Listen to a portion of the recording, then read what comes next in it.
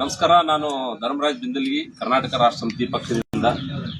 ಇವತ್ತು ನಮ್ಮ ಜೊತೆ ಅಂಗಲ್ ಅಧ್ಯಕ್ಷರಾದಂಥ ಯಡಿಯಪ್ಪ ಅವರು, ಹಾಗೆ ಮಲ್ಲಿಕಾರ್ಜುನ ಅವರು, ಶಂಭು ಅವರು, ಹಾಗೆ ಶಿಗ್ಗಾಂವ್ ಅಧ್ಯಕ್ಷರಾದಂಥ ನಮ್ಮ ದೇವೇಂದ್ರ ಅವರು, ಹಾಗೆ ಸವಣೂರು ಅಧ್ಯಕ್ಷರಾದಂಥ ರಫೀಕ್ ಅವರು, ಈರಣ್ಣ ಅವರು, ಹಾಗೆ ನಮ್ಮ ಗೌಡ್ರು, ಹಾಗೆ ನಮ್ಮ ಶಿಗ್ಗಾಂವ್ ಪದಾಧಿಕಾರಿಗಳು, ಸವಣೂರು ಪದಾಧಿಕಾರಿಗಳು, ಹಾಗೆ ನಮ್ಮ ರೈತ ಘಟಕದ ಕರೆಯಪ್ಪ ಅವರು, ಹಾಗೆ ನಮ್ಮ ಅನ್ಪೂರ್ಣ, ಇನ್ನೂ ನಮ್ಮ ಸಾಕಷ್ಟು KRS ಪಕ್ಷದ ಹಾವೇರಿ ಜಿಲ್ಲಾ ಘಟಕದ ಸದಸ್ಯರು ನಾವೆಲ್ಲ ಇವತ್ತು ಸೇರ್ಕೊಂಡು ಆಡೂರಿನ ಪೊಲೀಸ್ ಸ್ಟೇಷನ್ಗೆ ಬಂದಿದ್ವಿ.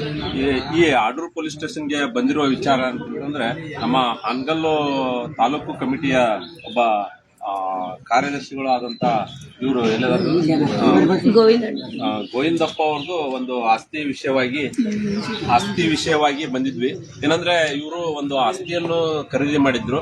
ಆ ಖರೀದಿ ಮಾಡಿದ್ದಕ್ಕೆ ಆಸ್ತಿಗೆ ಒಬ್ರು ಅನಧಿಕೃತವಾಗಿ ಅವರ ಆಸ್ತಿಗೆ ಅಕ್ರಮವಾಗಿ ಬಂದು ಇದು ನನ್ನ ಜಮೀನು, ನಾನು ದತ್ತಕ್ಕಾಗಿದ್ದೇನೆ ಅಂತಂದು ಪದೇ ಪದೇ ಅವ್ರಿಗೆ ಕಿರುಕುಳ ಕೊಡುವಂತ ಒಂದು ಪ್ರಯತ್ನ ಮಾಡಿದ್ರು. ಆ ವಿಚಾರವಾಗಿ ಇವರು ಸುಮಾರು ಬಾರಿ ಇಲ್ಲಿ ಆಡೂರು ಪೊಲೀಸ್ ಸ್ಟೇಷನ್ ಬಂದ್ರು, ಏನೂ ಕೆಲಸ ಆಗಿದ್ದಿಲ್ಲ.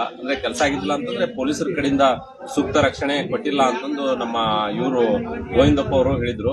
ಆ ವಿಚಾರವಾಗಿ ನಾವು ಇವತ್ತು ನಮ್ಮ ಆಡೂರು PSI ಆದಂತ ಶರಣಬಸಪ್ಪ ಅವ್ರನ್ನ ಭೇಟಿಯಾಗಿ ಈ ತರ ನಮ್ಮ ಪಕ್ಷದವರಾಗಿರ್ಬೋದು ಮತ್ತು ಇನ್ನು ನಮ್ಮ ಪಕ್ಷದವರು ಅಷ್ಟೇ ಅಲ್ಲ, ಸಾರ್ವಜನಿಕರಿಗೆ ಈ ತರ ಸಮಸ್ಯೆ ಆದ್ರೆ ನೀವು ಅಂತ ಸಮಯದಲ್ಲಿ ಸಿವಿಲ್ ಮ್ಯಾಟರ್ಗಳು, ಅಂದ್ರೆ ಸಿವಿಲ್ ಮ್ಯಾಟರ್ ನೀವು ಪೂರಾ ಸಿವಿಲ್ ಮ್ಯಾಟರ್ಗೆ ಎಂಟ್ರಿ ಆಗೋದ್ ಬೇಡ. ಅದು ಎಂಟರ್ ಆಗದಿರ ಅವ್ರಿಗೇನಾದ್ರೂ ದೈಹಿಕವಾಗಿ ಅಸಾಲ್ಟ್ ಆದ್ರೆ, ಸಮಸ್ಯೆಗಳಾದ್ರೆ ಅಂತ ಟೈಮ್ ನಲ್ಲಿ ನೀವು ಎಂಟ್ರಿ ಆಗಿ ಸೂಕ್ತ ರಕ್ಷಣೆ ಕೊಡ್ಬೇಕಂತಂದು ಅವ್ರ ಜೊತೆ ಮಾತಾಡಿದ್ವಿ.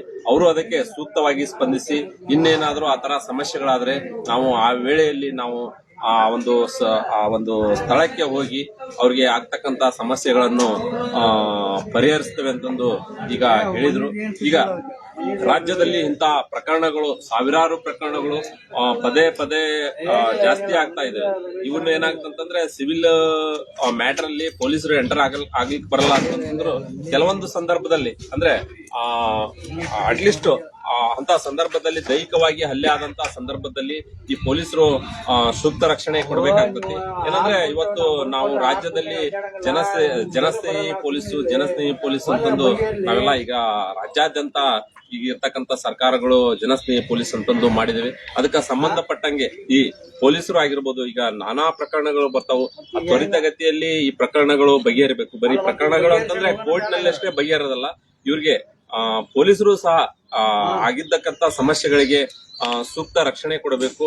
ಮತ್ತು ಯಾರು ನ್ಯಾಯದ ಪರ ಇರ್ತಾರ, ಆ ನ್ಯಾಯದ ಪರ ಇದ್ದವರಿಗೆ ಇಲ್ಲಿ ನಮ್ಮ ಪೊಲೀಸ್ ವ್ಯವಸ್ಥೆಯು ಒಂದು ನ್ಯಾಯ ಕೊಡುವಂತ ಒಂದು ಕೆಲಸ ಮಾಡ್ಬೇಕಂತಂದು ಈ ಸಂದರ್ಭದಲ್ಲಿ ನಾನು ಕೇಳ್ಕೊಳ್ತಾ, ಹಾಗೆ ನಮ್ಮ ಪೊಲೀಸ್ ವ್ಯವಸ್ಥೆಯಲ್ಲಿ ಇರ್ತಕ್ಕಂತ ಅನೇಕ ಸಮಸ್ಯೆಗಳು ಬಗೆಹರಿದು ಸಾರ್ವಜನಿಕರಿಗಾಗಿರ್ಬೋದು, ರೈತರಿಗಾಗಿರ್ಬೋದು ಒಳ್ಳೆ ರೀತಿಯಿಂದ ನ್ಯಾಯ ಸಿಗಲಿ ಅಂತಂದು KRS ಪಾರ್ಟಿ ಆಗ್ರಹಿಸ್ತದೆ ಅಂತಂದು ಹೇಳ್ತಾ, ಯಾರಾದ್ರೂ ಹಾಗೆ ಇವತ್ತಿನ ನಮ್ಮ ನಾವೇನ ಆರ್ಡರ್ಗೆ ಇಲ್ಲಿ ಬಂದಿದ್ವಲ್ಲ, ಬಂದಂತ ಸಂದರ್ಭದಲ್ಲಿ ಪ್ರಕಾಶ್ ಅವರು ನಮ್ಮ KRS ಪಕ್ಷದ ಸದಸ್ಯತ್ವವನ್ನು ತಗೊಂಡಿದ್ದಾರೆ. ನೀವು KRS ಪಕ್ಷದ ಸದಸ್ಯತ್ವ ಯಾಕೆ ತಗೊಂಡ್ರಿ ಅನ್ನೋದ್ರ ಬಗ್ಗೆ ಒಂದ್ ಸ್ವಲ್ಪ ಮಾತಾಡಿ. ನಾವೆಲ್ಲ ಫೋನ್ಯಾಗೆಲ್ಲ ನೋಡಿದ್ವಿ, ಅದು ನ್ಯಾಯಯುತವಾಗಿ ಬಗೆಹರಿಸ್ತಾರ ಇವರು ಅನ್ನೋದೊಂದು ನಂಬಿಕೆ ಬಂತು. ಅದರಿಂದ ನಾವು ಇದ್ರಾಗ ಏನ್ ಸೇರ್ಕೊಂಡ್ರೆ ನಮ್ಮ ಲೋಕಲ್ ಜನಕ್ಕಿನ್ನ ಒಳ್ಳೆ ಉಪಯೋಗ ಆಕತಿ ಅನ್ನೋದು ಒಂದು ತಲೆ ಬಂದಿತ್ತು. ನೀವೆಲ್ಲ ನಮ್ಮ ವಿಡಿಯೋಗಳನ್ನ ನೋಡ್ತಾ ಇರ್ತೀರಿ, ಏನ್ ಅನಿಸ್ತತೆ ಪಕ್ಷದ ಬಗ್ಗೆ ನಿಮ್ಗೆ? ಒಳ್ಳೆ ಅಭಿಪ್ರಾಯ. ಈಗ ಅನ್ಯಾಯ ಆದವರಿಗೆ ನ್ಯಾಯ ಕೊಡಿಸ್ತೇವೆ ಅನ್ನೋದ್ರ ಬಗ್ಗೆ ನಿಮ್ಗೆ ಭರವಸೆ ಐತಿ? ಸಂತೋಷ ಐತಿ. ಆಮೇಲೆ ನಂಬಿಕೆಯಿಂದ ನೋಡ್ತೇವೆ ನಾವು ವಿಡಿಯೋನ, ನ್ಯಾಯ ಐತಿ ಅನ್ಯಾಯ ಐತಿ ಗೊತ್ತಾಗತ್ತಲ್ಲ. ಇಲ್ಲಿ ನಮ್ಗ ಆದ್ರ ಲೋಕಲ್ನವ್ರಿಗೆ ಏನಾರ ಉಪಯೋಗ ಆಕತಿ ಅನ್ನೋದು. ಅದೇ ಒಳ್ಳೆ ವಿಚಾರ. ದಯವಿಟ್ಟು ಈ ಒಂದು ಸಂದರ್ಭದಲ್ಲಿ ನೀವು ಅಷ್ಟೇ ಅಲ್ಲ, ಇಲ್ಲಿರ್ತಕ್ಕಂತ ಅನೇಕ ಜನರಿಗೆ ಸಮಸ್ಯೆಗಳಿದಾವೆ. ಅಂತ ಸಂದರ್ಭದಲ್ಲಿ ನೀವು ಮುಂದೆ ನಿಂತು ಆ ಸಮಸ್ಯೆಗಳನ್ನು ಬಗೆಹರಿಸಂತ ಒಂದು ಕೆಲಸ ಮಾಡಬೇಕು. ಹಾಗೆ ಪಕ್ಷಕ್ಕೆ ಒಂದು ಬೆನ್ನೆಲುಬಾಗಿ ನಿಲ್ಬೇಕು. ಬರೀ ಸಮಸ್ಯೆಗಳನ್ನು ಬಗೆಹರಿಸೋದಲ್ಲ, ಪಕ್ಷ ಕಟ್ಟಂತ ಒಂದು ಕೆಲಸ ಮಾಡಬೇಕು. ಈಗ ರಾಜ್ಯಾದ್ಯಂತ KRS ಪಕ್ಷ ಹೆಸರು ಮಾಡಿದ್ದೆ.